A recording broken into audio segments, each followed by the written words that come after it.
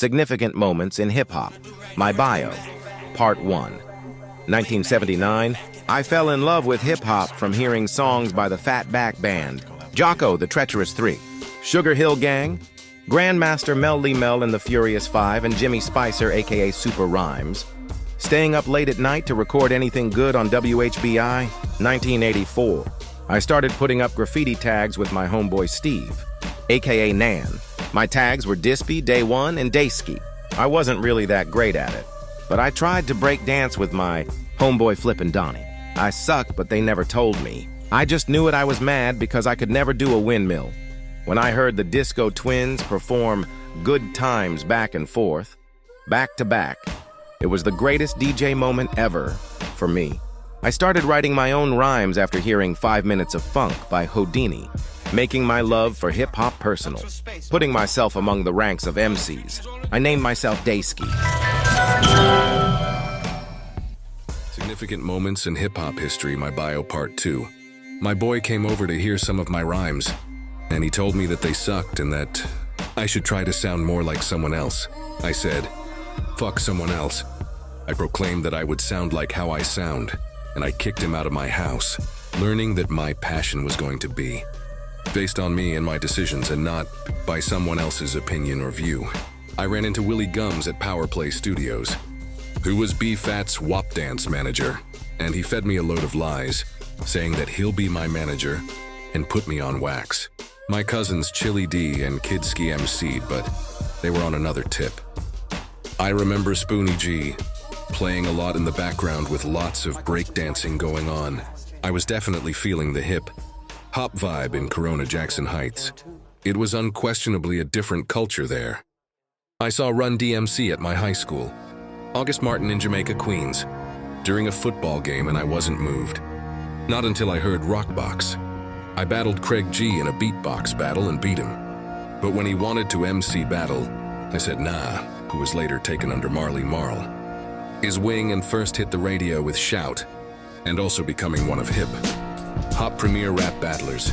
I saw LL Cool J step into a crowd of students at August Martin and just started swinging his fist and holding his own against 4 dudes who were swinging back. I had a great need for beats, so I would create a pause tape of break beats. I would find an instrumental break, record that part, hit pause, rewind and record again over and over until I had a few minutes of instrumental beat. The overall timing was off, but necessity was the mother of invention, and this is what sustained me for that time. Significant Moments in Hip-Hop History, My Bio Part 3, 1985. I changed my rap name to Day L. I performed the beatbox for local shows in Jamaica, Queens. I used to hang out at Dave Dex's house all the time. This was the house that hip-hop built, and everybody hung out there as Dave DJ'd. It was hip-hop heaven. I got DJ equipment that Christmas and borrowed a beat machine from Dave Dex to make some sounds for myself. 1986. I performed with my homeboy Dread, now known as Dread Archie, DOA, the comedian, Rhonda and Karen at Washington Irving, getting compliments from the Cold Crush brothers. This was my first performance. My mouth dried out so much to where I couldn't use my tongue to enunciate. I was so glad that the system was whack so my muffled words weren't clear. I chilled with Poet, now known as Black Poet, a few times. The poet who went at KRS-One, The Bridge Wars, who hung out with Craig G and Dread DOA all the time. I got the biggest box radio ever made. It was all black, 4 feet long, 8 inches wide and 16 inches tall with dual cassette, 10-band equalizer and a microphone input. It weighed about 50 pounds with 10D batteries.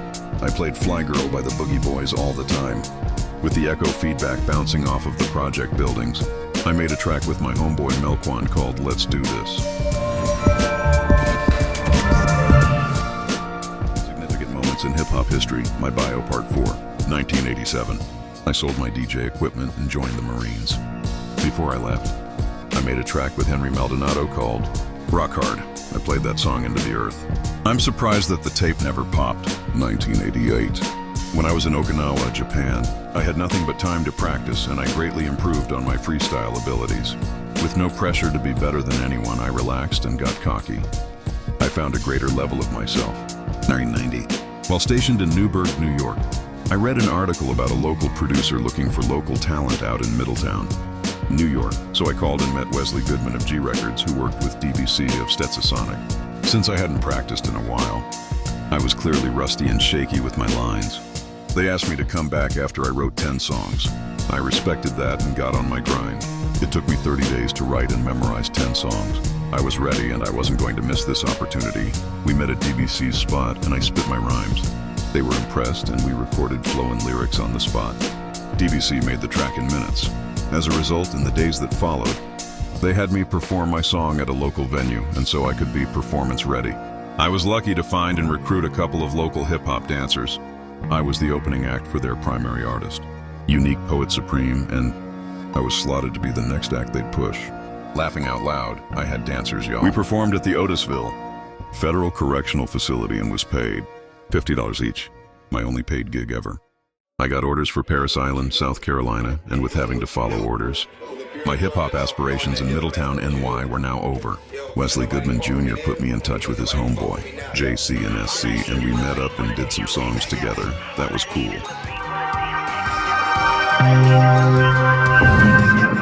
Significant moments in hip-hop history, my bio part 5, 1992. I started emceeing and doing talent shows with my Marine buddy Dana Quander at Parris Island, SC. I changed my rap name to Large Ness. I got it from reading the dictionary, liking the way it flowed when said with a purposeful pause. Largeness N. Synonyms: large, big, great. I was really feeling myself. I was bragging to everyone I met in Beaufort. SC saying that I was the best rapper in Beaufort, trying to get someone to come challenge me, but it never happened. I was discharged from the Marines and settled in Riverdale, Maryland. 1995. My mom passed and I moved back to NY. JC from SC put me in contact with a Jewish dude named JV in Astoria, New York, real close to where I lived, and he gave me beats to rhyme to. He was cool. Somebody always knows somebody, but I was ready for my own. I used the money I received from my mom's passing to purchase an MPC 3000, a mixer, a track machine, and various other items to assist me with music production. I worked with many cats from my neighborhood Truth Mafioso. Big Tone, Big Stretch, aka Bones, R.I.P., Naughty Heads, T1 Boogie, Father Supreme, Bloodbath, John Gobby, 6 Sense, DMF, 10.5, and many others. 1996. The corner of 24th Street and 34th Avenue in front of the bodega was the meetup or hangout spot for anyone trying to spit rhymes. This was where I'd try out my new rhymes. Some nights I shined and some nights I was straight whack. Either way, I took each moment as inspiration and I'd go home and build beats and write more rhymes. I ended up living next door to Horseman of the Bravehearts in East Elmhurst, who was married to Heather B. He and I did a couple of songs together. I worked on music with my Burwell Wilson cousins on my grandfather's side from Queensbridge. Shout out to the Wolfpack. Their passion was undeniable. R.I.P. to my cousin Sean. I started working with my man Pipe, who took me all over, trying to break me in the business auditioning and performing in Lower Manhattan, New Jersey, and Staten Island. In the process, I ended up meeting Method Man and Ghostface Killah. My focus was on. Them dudes were cool. Significant moments in hip-hop, my bio part 6. I was asked to become the sole producer for a local group in East Elmhurst called New York's Finest, aka NYF. That was formed by my barber Jamaray. The members were Truth Mafioso, who had his own hustle with Def Jam, Lay Low from LI, Demolition from Brooklyn living in East Elmhurst, and another cat named DL that lived out there. To help with one of our tracks, I brought in a girl named 10.5, who I met through Pipe from Staten Island. She had skills that reminded you of Foxy Brown. I ran into Heather B at BBQ's, clueless that she was seeing Horse, my neighbor, and passed her a cassette with my beats, and I called myself Sinister Sounds. And she asked me if I knew DJ Sinister. I was like, no, so that didn't go well. It instantly became an awkward moment. NYF booked studio time at a home studio in Jamaica, Queens, and the dude looked familiar after speaking to him. It quickly hit me as I realized who he was. I was floored to learn that it was Twin of the Disco. Twins. I met one half of my DJ idols. Cool! So I kept talking to him during the session, and we put 2 and 2 together and learned that he dated my cousin Joanne. Whoa, small world. Due to irreconcilable differences, I decided to leave NYF. I stayed on my grind with the contact. I gained from recording with NYF. I cultivated the relationship with Twin at the Disco Twins house, meeting his brother, and we created a few demos at his spot with my homie, Big Stretch RIP from Ravenswood, for the duo we formed, called Worldwide. Twin blessed me and Stretch with beats and studio time, with him steadily asking me over and over again to ask my cousin Joanne to call him. That summer, I created a 4-song demo and was shipped to North Carolina that week with the Marine Reserves. I shared my songs with anyone who'd listen, and I met fellow Marine named Ron, quickly learning that he was with a record label called No Joke. Ron invited me to join a new group he was starting to be named Illegitimate.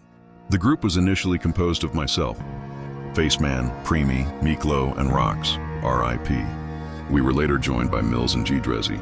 I got to know G Drezzy through demo from NYF and brought him into the group. Honorable mention goes to Big Stretch, R.I.P. I brought him in as well, but he bowed out after about 3 meetings. We didn't like the group name, so we finally decided to go with Elements of Madness, aka EOM. This group was what I needed. My rhyme skills skyrocketed. I felt a healthy competitive rivalry, and I had to come with it every time. Iron sharpens iron. Significant moments in hip-hop, my bio part 7. 1997. I used to hang out at Wetlands and the Lyricist Lounge downtown, and I saw hella cats from the industry at both places. I took that energy from there and found myself on higher creative levels. Evil D, Premier, Jazzo, Lord Jamar, and a lot more were in the building. This was truly my hip-hop renaissance. I sent my songs to Hot 97 for their Sunday Home Jam segment, and in August my song Fill Ya Mind, featuring Venus Hall, R.I.P., hit the airwaves around 11:50 p.m. I got a call from Stretch waking me up, telling me that it was on the radio. I went crazy. I was elated and greatly satisfied. I worked as a PA on a video shoot for AZ. I was in the video for a brief moment, and during the breaks, I hung with Nas, Raekwon, and Jay-Z came through. 1998. I did my first breakdance windmill in my new loft apartment on the wood floors. I was elated, but with being older, I sided with sanity and chilled, resting in the solace of finally being able to do it. EOM rehearsed regularly, to the point where it was affecting my relationship. But I loved the opportunity. We recorded a 30-minute rap show for QPTV at York College that played all the time. I was noticed and recognized all over Ravenswood all the time back then. I put out a series of 3 CDs with a compilation of my songs and the songs of those I worked with, named Hip Hop 101, Chapters 1, 2, and 3. 1999, EOM performed at the Paul Robeson Theater and the Palm Court in Clinton Hill, Brooklyn. There were lots of great acts that came through. I loved it. The group activity slowed down, with the label more focused on their Caribbean acts. Smaller sects of EOM broke off, remaining loyal and still hanging out from time to time, continuing to record amongst ourselves at my home studio. I changed my rap name to Large Master, and I put out a CD called Fear No More. I sold it for $10, each, and only sold about 20 of them. I networked with a guy at my job named Dennis Thompson, and we discussed a deal to have my music loaded onto the internet at www.imix.com to be sold. Significant moments in hip-hop, my bio part 8. 2000. I got tired of the New York life and I moved back to Maryland. I put out my second CD called Fear of the Unknown and mailed it to everyone I knew. 2001. I met Kwabena Shango, R.I.P., at my job, and he put me down with his crew, Black Tongue, as a featured act. I modified my rap name from Large Master to Large Mass. I recorded 3 tracks on their highly locally acclaimed CD called Divine Intervention, Fame, Spittin' and Cherish Your Breath. It's still for sale on Amazon. Just search for Black Tongue Divine Intervention and you'll see a cover with 5 half faces on it. 2002. Black Tongue performed at the Latin Palace for about 15 people. We also performed at the Baltimore City, Enoch Pratt Library, and F.L. Tempton Elementary School. At this school, I had a chance to make a connect with a radio personality, Reggie Reg, R.I.P., who really liked my skills, wanting me to talk to him on the side, but I was loyal to Black Tongue and I asked him to speak to Kwabena. I have no idea what they spoke about, but I wasn't looking to leave them hanging. They appreciated my skills and were loyal to me, so I responded in kind. 2003. Black Tongue broke up due to scheduling conflicts and an overall lack of interest. 2004, 2011. Semi-retirement, aka my sabbatical. I was getting older and hip-hop changed, thinking that no one wanted to see or hear a 40-something-year-old MC. I fell into poetry, mode to keep my creative juices going, taking moments to spit a verse for anyone who knew that I was an MC. 2012. As a result of spitting rhymes randomly, I met a co-worker named Twinsky, aka Big Twin, who had his own music out. He approached me about being on a track with him and a creative dam burst. Since then, I've been writing and rehearsing ever since. I with him being from Baltimore and with me being from Queens. My newfound energy pushed me to rebuild my studio, and I reverted my rap name back to Large Ness since I was mostly known by it and the most comfortable with. I put out a mixed CD named MoFire. It felt good to complete an album again. I jacked the production from various producers. I built beats and rhymes for my Large Ness Monster project with an original track named Concrete, as a metaphor to show the connection between me and the homie Big Twin, which became my first song distributed on all streaming platforms. Planet Large Media was born. Significant moments in my hip-hop history, my bio part 9. 2014.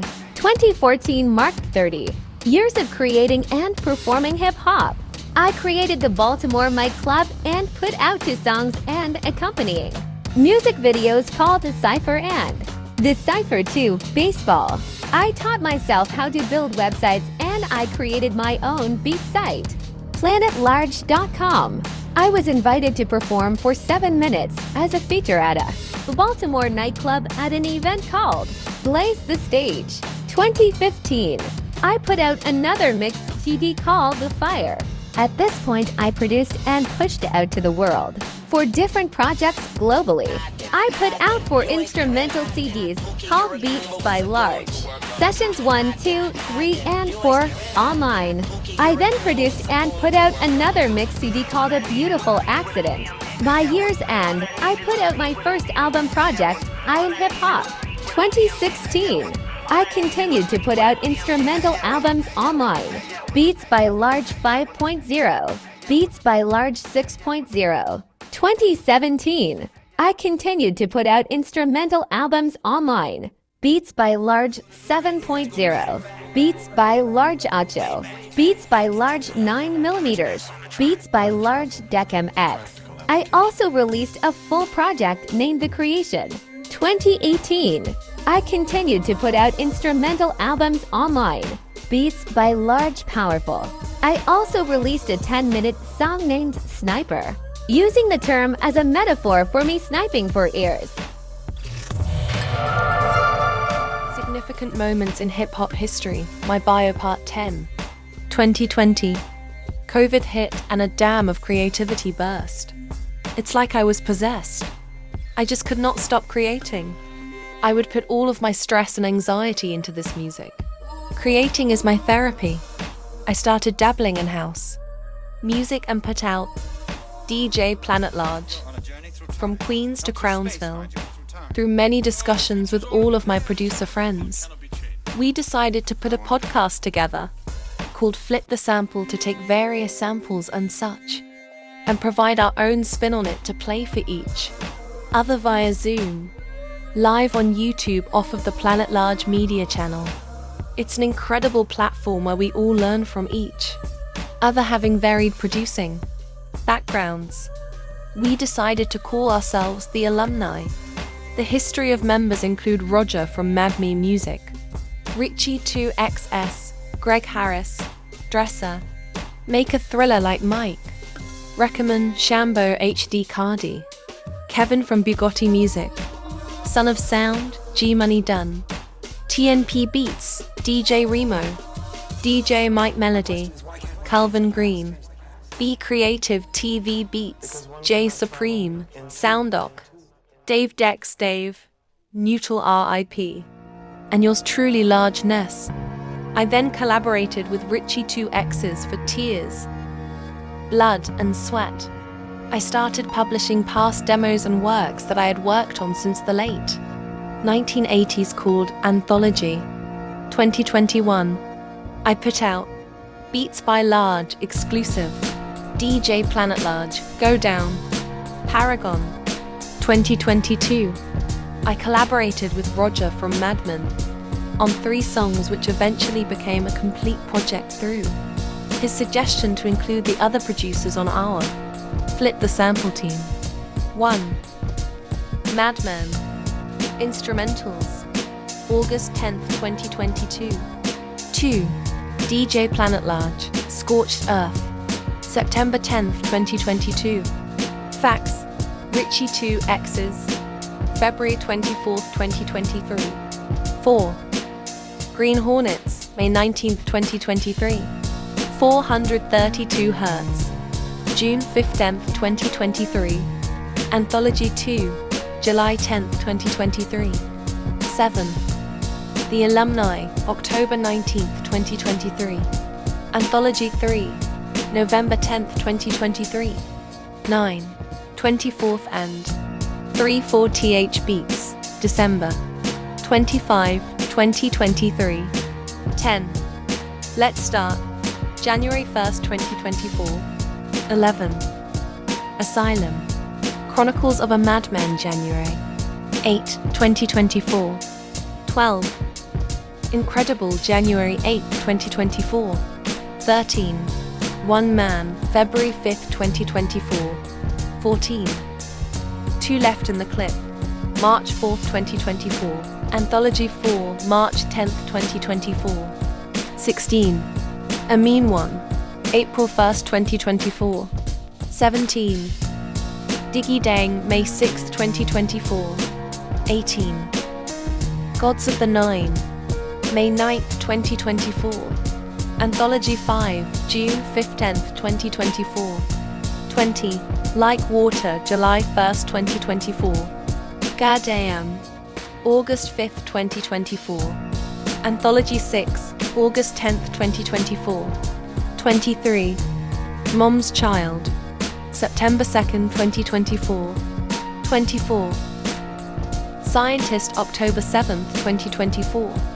Anthology 7, October 10th, 2024. 26. The Art Form, November 4th, 2024. 27. Listen, December 2nd, 2024. 28. Invictus, December 30th, 2024. 29. So Heartless, January 10th, 2025. 30. The Old Man, March 10th, 2025. 31. Easy Enough and Easy Enough to EP, March 2025. 32. Genuine Intelligence, May 10th, 2025. 33. Beats from the Dark Side, June 10th, 2025. 34. With upcoming projects for the remainder of 2025. 1. Sniper 2 Ronin, September 10th, 2025. 2.